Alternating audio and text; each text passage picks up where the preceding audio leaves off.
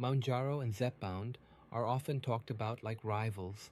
They are not rivals, and they are not perfect substitutes. Mounjaro, Tirzepatide, and Zepbound, Tirzepatide, contain the same active medicine. The difference is the approved purpose, the patient group studied, and the diagnosis being treated. Calling one the diabetes version and the other the weight loss version is partly true, but clinically incomplete. The missing detail is that this medicine affects more than one body system. It acts on gut hormone signals that influence insulin, appetite, and how fast the stomach empties. So the same chemical can affect blood sugar and weight, but the official reason for prescribing it is not always the same. A drug label is not just a name on a box. It tells which condition the medicine was approved to treat. One pathway is type 2 diabetes, meaning the body has trouble using insulin properly. Another pathway is chronic weight management. I'm Dr. Kim, a licensed physician. This is not medical advice. Consult your doctor. Mounjaro is used with diet and exercise to improve blood sugar control in type 2 diabetes. Zepbound is used for long-term weight management in adults with obesity or overweight with weight-related disease. Zepbound is also approved for certain adults with obesity and moderate to severe obstructive sleep apnea. Sleep apnea means breathing repeatedly slows or stops during sleep. Obstructive sleep apnea means the upper airway is physically blocked during sleep. Zepbound does not work like a breathing machine. Its sleep apnea benefit is tied to weight loss, not an instant opening of the airway. For the sleep apnea pathway, the goal cannot stop at weight alone. Jaw structure, nasal blockage, alcohol, sedatives, aging, and airway anatomy can all contribute. A patient may lose weight and still need a sleep study, a breathing machine, or an oral device. Those different approved uses make a strength comparison misleading. People often ask which one is stronger, but that is the wrong comparison. Your body is exposed to the same active medicine either way. Your doctor, pharmacy, and insurer do not treat the two labels as a simple strength ladder. For Mounjaro, the main question is usually blood sugar control.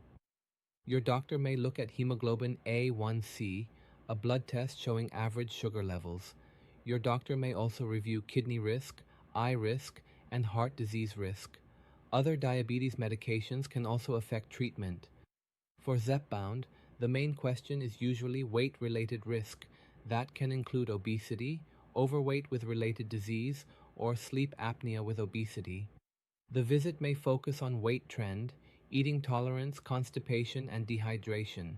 It may also review gallbladder symptoms, muscle loss, and whether treatment can continue safely. That split explains a common real-world surprise. A patient may use Mounjaro and lose weight, but the prescription still belongs to a diabetes treatment plan. Another patient may use Zepbound and improve blood sugar, but the prescription may still belong to an obesity treatment plan. Different treatment goals create different medical records. A new doctor needs to know why the injection was chosen, not only which box was used. Blood sugar, weight, and sleep symptoms are tracked differently. The chart should show the medical goal, not just the brand name. The words on the prescription also affect expectations. Diabetes treatment is not judged only by pounds lost. Obesity treatment is not judged only by a blood sugar number. Sleep apnea treatment is not judged only by a smaller waist. Each pathway needs its own outcome. Coverage follows that medical record. The body may see the same medicine, but the insurer may not. A prescription for diabetes and a prescription for obesity can travel through completely different approval systems. That difference can decide whether the drug is covered or unaffordable. Prior authorization is one example. It means the insurance plan asks for proof before paying.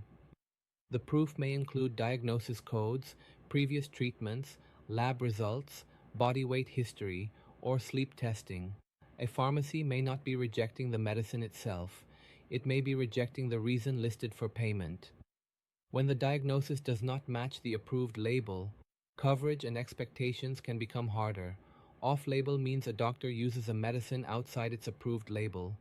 It can be legal and reasonable in some cases, but it can also create coverage problems, unclear expectations, and a bigger need for documentation. That is why changing the brand name is not a casual switch. The dose may look familiar, and the active ingredient is the same, but the chart, diagnosis, goal, and insurance pathway may change. A doctor may need to document a different medical story. The prescription should match the diagnosis in the chart. Are we treating blood sugar, weight-related disease, sleep apnea, or more than one problem? That answer should come before brand preference. It helps the prescription match the medical record. The dose conversation also changes by purpose. In diabetes, dose changes may require attention to low blood sugar risk. Low blood sugar is called hypoglycemia. This medicine alone is less likely to cause it than insulin.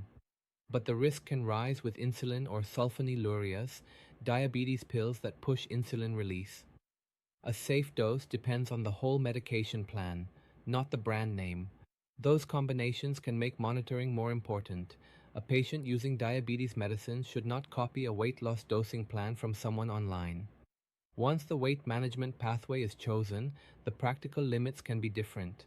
Nausea, vomiting, constipation, and dehydration can limit treatment.